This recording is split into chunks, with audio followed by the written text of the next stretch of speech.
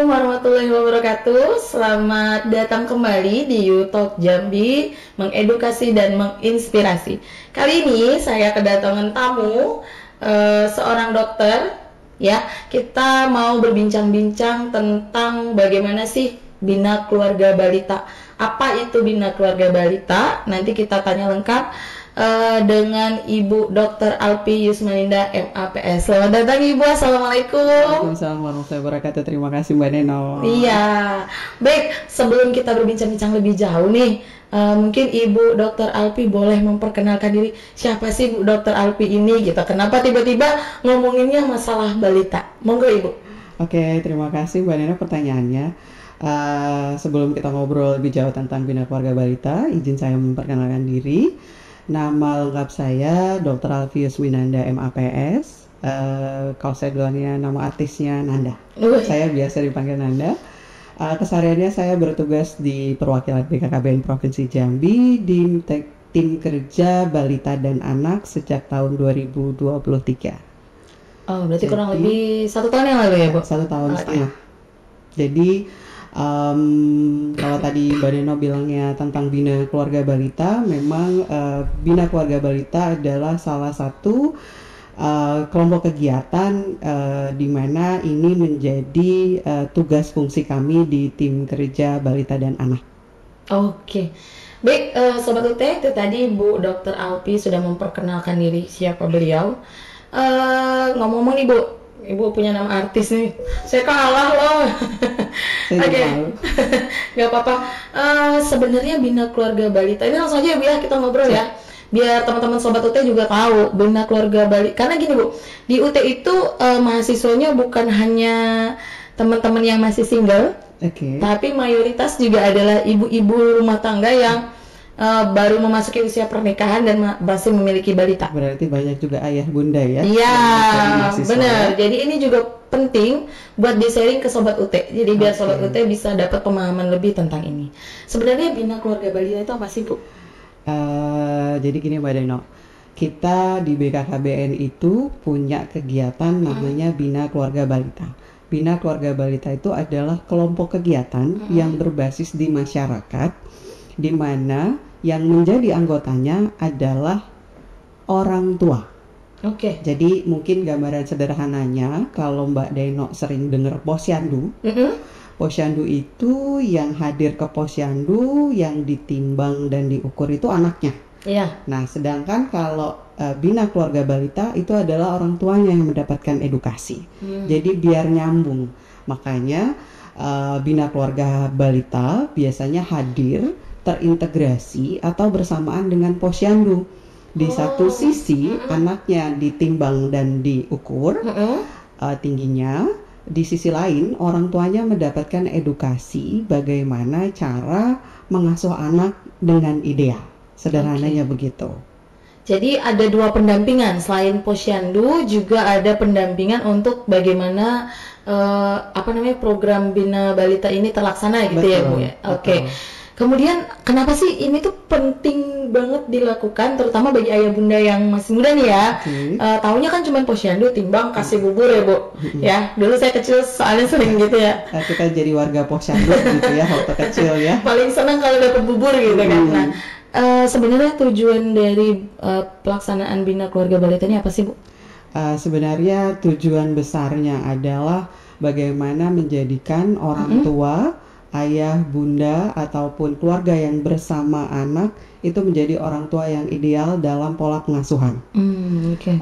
Sejak BKKBN menjadi koordinator percepatan penurunan stunting di tahun 2021, kita punya program namanya BKB Emas. Bina Keluarga Balita Eliminasi Masalah Anak Stunting. Oh, itu ada kepanjangannya Mas ternyata. Kalau BKB Emas ada kepanjangannya. Jadi kalau BKB Emas, di mana setiap bulannya orang tua yang hadir ke BKB itu diberikan penguatan, diberikan materi bagaimana sih cara orang tua sehingga anaknya terhindar dari stunting.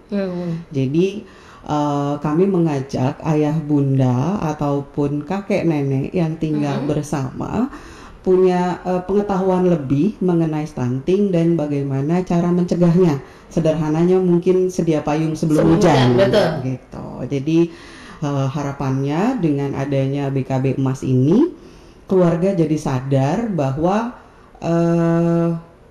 kenapa sih kita perlu ke BKB, kenapa sih kita perlu menghindari stunting.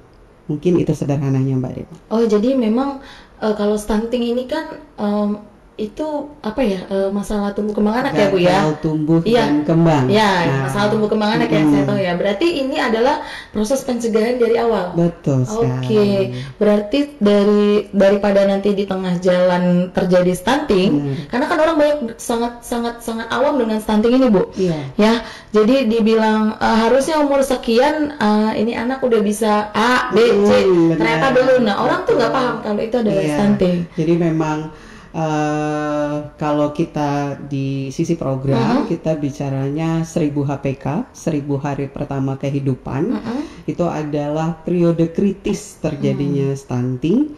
Mengapa? Karena di 1000 HPK itu 80% otak anak berkembang di 1000 HPK. 1000 HPK itu kapan? Sejak bertemunya sel telur dari ibu dengan sel benih dari ayah menempel di dalam rahim ibu. Nah, itu sudah mulai 0 hari. Seorang ibu hamil 9 bulan, artinya sekitar 270 hari, ditambah 730 hari, kurang lebih anak berusia 2 tahun. Makanya tadi BKKBN menyikapinya membentuk namanya BKB Emas. Jadi dari awal sekali sudah persiapan untuk menjadi ibu, mencegah anaknya. Dikawal ya, dikawal dari awal ya berarti ya Bu. Jadi diberikan insight kepada orang tua. Agar orang tua paham, oh saya harus begini, saya harus begitu, sehingga anak saya nggak jadi stunting. Sederhananya gitu ya Mbak. Mungkin dari tadi kalau bahasa Mbak Deno, kalau ke posyandu suka dikasih bubur. Nah, kalau sekarang kita mengutamakan pemberian protein hewani pada 1000 HPK. Protein hewaninya apa? Paling sederhana, telur. Pemberian telur satu hari 1 telur buat anak yang tumbuh kembangnya normal, dari umur anak sudah mulai bisa makan sampai 2 tahun, itu sangat membantu tumbuh kembangnya menjadi optimal. Nah, sebenarnya untuk kegiatan ini nih apa aja sih Bu programnya?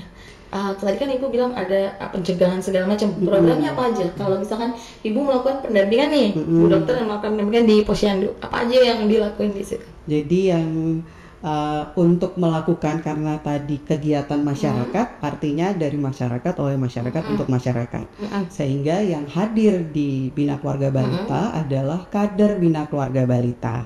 Nah, kalau saya sempitkan deh tadi menjadi BKB Emas tadi, nanti setiap bulan kadernya akan memberikan materi yang bergantian selama 6 bulan. Jadi untuk materi BKB Emas itu materinya dari peran keluarga, 8 fungsi keluarga, peran ayah memaksimalkan gizi anak, menstimulasi gizi anak, itu akan disampaikan setiap bulannya oleh kader yang sudah kita lakukan pelatihan ataupun sudah mendapatkan pembekalan sejak awal ketika dia menjadi kader Bina Keluarga Balita. Oh, jadi Ibu dokter juga dibantu dengan kader-kader lain di masing-masing kecamatan atau desa? Karena tadi base-nya masyarakat, sejauh ini harapan kita BKKBN itu setiap desa itu punya 1 BKB. Tetapi sampai dengan sekarang angkanya belum semuanya, tapi ada di desa yang penduduknya lebih banyak, itu BKB-nya bisa lebih dari 1. Jadi memang basisnya di masyarakat dan di unit terkecilnya desa. Jadi setiap desa sudah ada kader-kadernya nih ya Bu ya? Kayaknya kalau stunting ini dengar pembahasannya udah sampai nasional ya Bu? Betul sekali. Karena beberapa kali program yang kebetulan kalau misalkan UT ada event di Astana atau di mana itu pasti ada aja stunting, penurunan stunting, kemudian ada yang waktu itu ngundang gubernur dan segala macam ya, jadi barengan. Nah, sebenarnya siapa aja sih Bu yang terlibat dalam program ini secara umum adalah program penurunan stunting, secara khusus adalah BKB-nya. Oke. Jadi mungkin saya sedikit bercerita dari Boleh. umumnya dulu ya. Ya, boleh. Sejak BKKBN menjadi koordinator di tahun 2001 sesuai dengan Perpres 72, ada beberapa badan organik yang kita bentuk. Di tingkat pusat tadi kalau Mbak bilang kita ketemu sama gubernur, sama presiden atau wakil presiden ngomong tentang stunting, sederhananya mungkin stunting jadi viral gitu ya Bu ya. Jadi nama badan organik pertama yang dibentuk itu adalah Tim Percepatan Penurunan Stunting. Ini ada di setiap level. Di pusat, ketuanya adalah Bapak Wakil Presiden. Di tingkat provinsi, Wakil Gubernur. Di tingkat kabupaten, Wakil Bupati. Tapi kalau Wakil Bupati tidak ada, ketuanya adalah Bapak Sekda atau Ibu Sekda. Di tingkat kecamatan Bapak Camat, dan di tingkat desa Ibu Ketua Tim Penggerak PKK Desa alias Ibu Kades atau Ibu Lurah. Nah, ini adalah wadah untuk berbagi informasi sehingga stuntingnya yang kalau saya bilangnya programnya harus gotong royong untuk percepatan penurunannya, nggak bisa sendiri, harus sama-sama lintas sektor yang bergotong royong sehingga semua penyebab terjadinya stunting itu bisa kita eliminir. Nah, yang kedua ada namanya tim pendamping keluarga. Tim pendamping keluarga ini satu tim basisnya di desa, di mana anggotanya ada 3 orang. Satu tim pendamping? Ya, satu tim pendamping keluarga itu ada 3 orang. Pertama bidan, kedua kader KB, ketiga kader PKK. 3 orang ini bertugas untuk mendampingi 4 sasaran stunting. Nah, salah satunya tadi Bina Keluarga Balita, artinya keluarga yang memiliki balita. Jadi 4 sasarannya itu, pertama calon pengantin. Kita sudah mendampingi calon pengantin sehingga calon pengantinnya tahu, oh nanti kalau saya sudah menikah, saya jadi calon ibu, saya harus peduli dengan kesehatan saya biar saya bisa melahirkan anak yang sehat.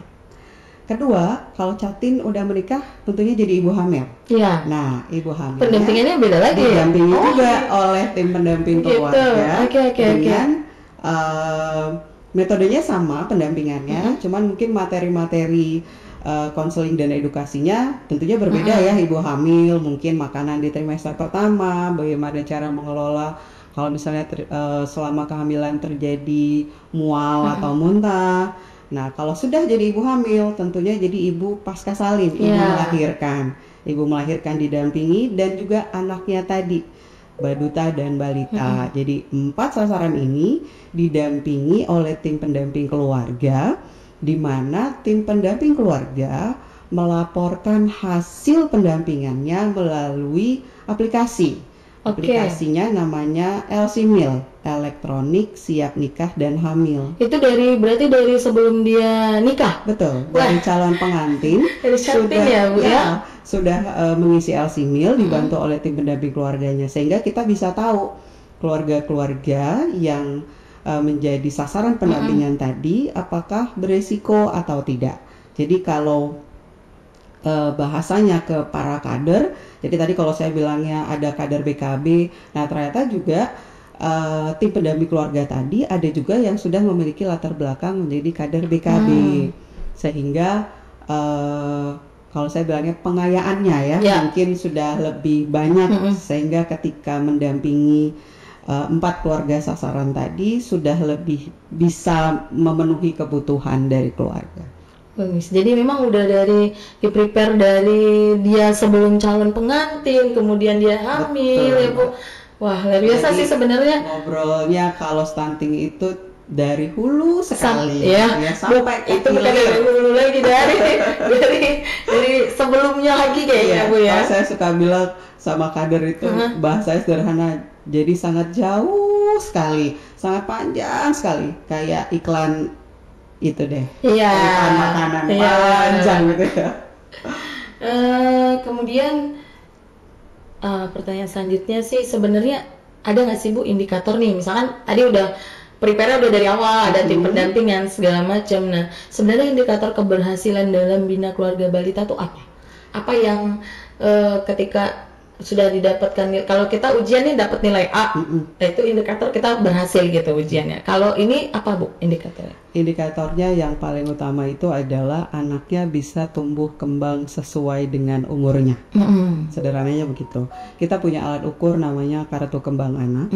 Kartu kembang anak ini diisi anak umur 0 sampai 6 tahun yang mengisi nanti kadernya ketika ibunya datang ke posyandu atau datang ke BKB, kartu kembang anaknya diisi. Kalau anaknya grafik perkembangannya baik, misal umur 1 tahun sudah bisa mulai berjalan, umur 2 tahun sudah bisa berbicara, artinya tumbuh kembangnya sudah baik, ini akan tertuang di kartu kembang anak dan salah satu indikator keberhasilan dari bina keluarga balita. Oh, berarti ada apa ya, tertulisnya gitu. Betul. Bu ya? Okay. Dan itu terlaporkan setiap bulannya. Kita nah itu yang saya pengen tanya, pemantauannya gimana lagi nih? Kita punya sistem pelaporan tersendiri di BKKBN, namanya SIGA, Sistem Informasi Keluarga, di mana semua kelompok bina keluarga balita yang berjalan setiap bulan, keluarga yang hadir mengisi KKA itu dilaporkan dalam SIGA tadi. Dan itu setiap bulan kita evaluasi. Ada pemantauannya ya. Terus Bu, dalam program kayak gini kan pasti ada hambatannya. Biasanya apa tantangan. Sih tantangan dan hambatannya, terus gimana juga solusi dari ibunya sendiri sebagai ketua tadi ya untuk mengatasi tantangan-tantangan dan hambatan yang terjadi di lapangan. Nah, kalau tadi bahasa Mbak Deno hambatan, tantangan, tantangan yang paling jelas itu kalau yang sering saya dengar dari para kader adalah bagaimana meyakinkan keluarga agar mereka mau hadir. Nah, benar Bu, karena di era sekarang mindsetnya kenapa saya harus ikut gitu kan? Fungsinya buat saya, gitu kan? Kenapa saya harus datang? Gitu. Jadi saya suka berbagi cerita dengan kader di setiap tempat punya kearifan lokal. Jadi misal di Kabupaten Batanghari kadernya menyediakan balon setiap kegiatan BKB. Tujuannya apa? Tujuannya biar ibu mau hadir ke posyandu, mau hadir ke BKB karena anaknya minta balon. Oh, untuk menarik ini ya, perhatian dan menarik minat dari keluarga. Di kabupaten lain ada lagi yang arisan, Mbak. Arisan telur. Oh, arisan telur itu gimana itu? Sampai kadernya. Jadi keluarga yang hadir ke posyandu bawa telur 2, yang hadir ke BKB bawa telur 2. Telur itu dikumpulkan. Siapa yang bulan itu dapat namanya keluar, dibawa semua telurnya. Oh gitu. Jadi kan berarti bawa satu-satu ya? Iya. Macam-macam triknya ya. Kearifan-kearifan lokal ini kalau saya bilangnya bisa diadopsi di setiap tempat, disesuaikan dengan kondisinya seperti apa sehingga bisa menarik keluarga tadi untuk datang ke posyandu. Dan ada beberapa reward juga sih Mbak yang kita berikan. Misal barusan ini saja dalam rangka peringatan Hari Anak tingkat nasional, salah satu anak di Kabupaten Muaro Jambi, anak ibunya ikut bina keluarga balita, itu diwawancara langsung oleh Kepala BKKBN RI, Dr. Hasto ya, secara live. Nah ini kan kalau buat keluarga kan privilege sekali ya, dapat bisa bertemu langsung, ngobrol langsung dengan Kepala BKKBN RI. Jadi ini jadi salah satu motivasi ya Bu ya. Sehingga ternyata ada ya manfaatnya untuk ikut bina keluarga balita. Oke, itu sedikit Mbak. Keren ya. Jadi memang tantangan tuh harus tetap ya kayak kita harus menyelamin dulu di situ tradisinya seperti apa. Belum tentu juga semua bisa diadopsi. Mungkin kalau masyarakat kota masih melek Bu untuk teknologi atau hal-hal semacam ini. Tapi kalau di desa rasanya sedikit sulit ya. Kalau di tantangannya beda-beda. Iya, beda-beda. Kalau kita di kota mungkin lebih melek sama teknologi. Keluarga bisa membaca sendiri, dan kita juga menyediakan platform namanya sistem belajar mandiri untuk orang tua sehingga menjadi orang tua hebat melalui aplikasi. Tapi kalau untuk di desa atau mungkin di tempat-tempat yang susah sinyal, mau tidak mau memang harus bertemu langsung sehingga keluarga lebih melek ya, lebih ngerti bahwa saya butuh nih, saya harus tahu nih biar anak saya jadi anak yang cerdas, sederhananya seperti itu. Oke. Terakhir Bu.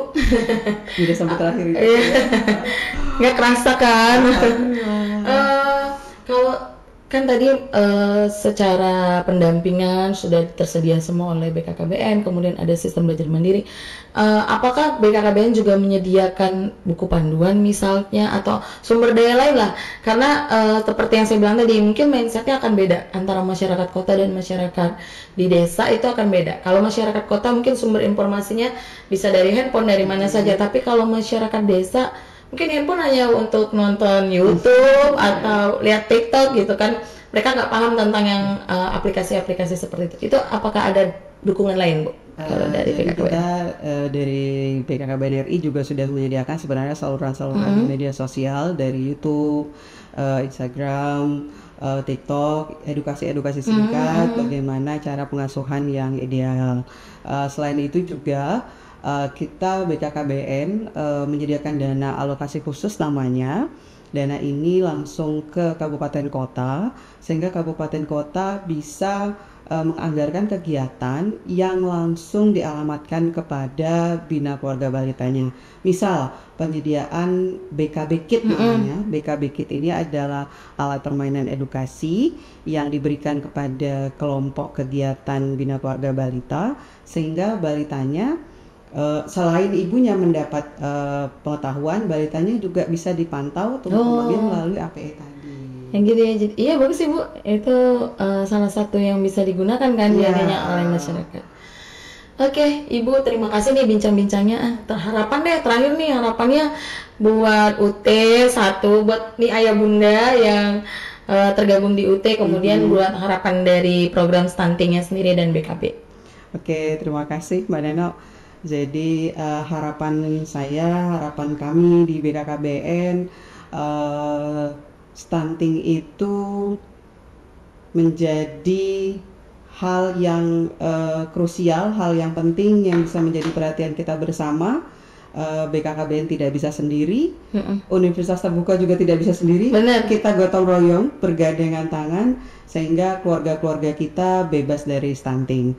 Selain itu juga program Bangga Kencana, pembangunan keluarga, kependudukan dan keluarga berencana, harapannya bisa jauh lebih membumi di bumi sepojok Jambi 9 Lurah, sehingga kualitas sumber daya manusia yang ada di Jambi bisa menjadi sumber daya manusia yang unggul. Baik, terima kasih Ibu Dr. Alpi. Satu udah mau meluangkan waktu podcast ke UT Jambi, podcast rutin ya. Nanti kita ada lagi. Bahagia nih bisa diundang ke sini. Siap. Yang kedua ini salah satu yang saya dapat lagi ilmunya, Sobat UT. Mungkin juga nanti buat Sobat UT Jambi dimanapun berada, buat ayah dan bunda, ini salah satu program yang tadi udah dijelaskan panjang lebar oleh Bu Alfi, dan semoga bahwa stunting itu penting dari usia dini sampai nanti tumbuh kembang anaknya memang benar-benar terjaga. Sekali lagi terima kasih Bu atas waktunya dan ilmunya. Nanti kita ketemu lagi di kesempatan podcast lainnya. Oke, Sobat UT Jambi, demikian podcast YouTube Jambi hari ini. Terima kasih sudah menyaksikan podcast YouTube Jambi. Kita ketemu lagi dengan saya Danasi Utami di podcast Utok Jambi selanjutnya yang lebih menarik dan menginspirasi. Terima kasih. Assalamualaikum warahmatullahi wabarakatuh.